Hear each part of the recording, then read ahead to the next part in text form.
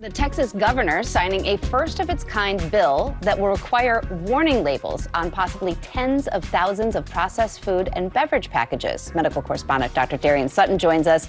Tell us what this is and also what it might mean for the rest of the country. Yeah, there's a lot going on, but I think in all of it, when you look at the grand picture or the larger picture, it's signaling a shift in how processed foods are regulated, at the very least, how they are perceived. So Governor Abbott of Texas has signed a law requiring brands to list strong warning labels on products that contain up to 44 different additives.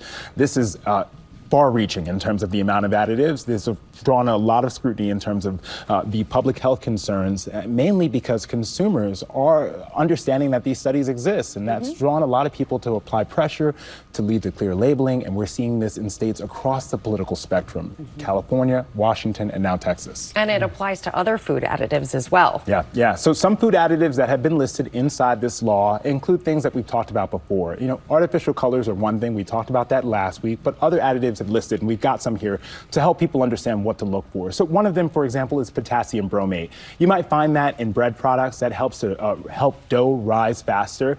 The problem is, in certain studies, potassium bromate is associated to cancer. Now, most of these studies, the majority, are animal studies. There's very limited to no human evidence, but even with that, the FDA has strongly advised companies to not use this product, but it's not a legal mandate.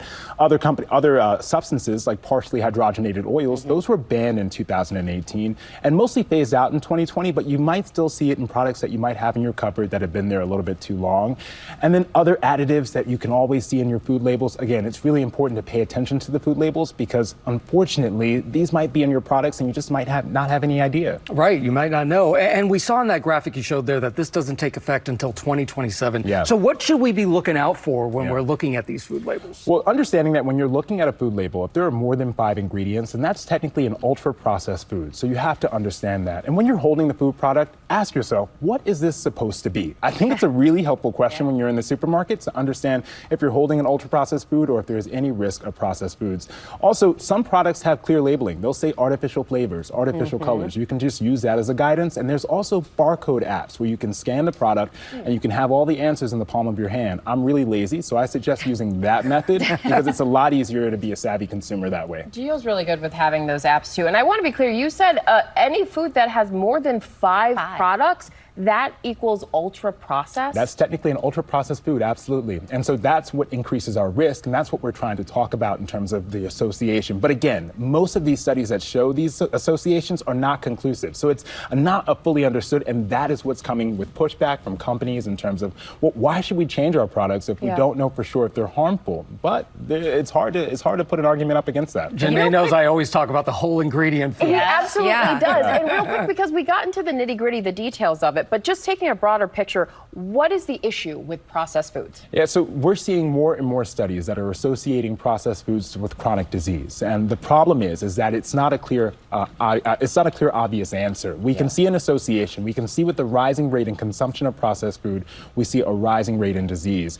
But when you're looking at science, you can see an association, but that doesn't mean it's a cause and effect. And that is what requires more data. So it's certainly an area of science that needs to be studied more.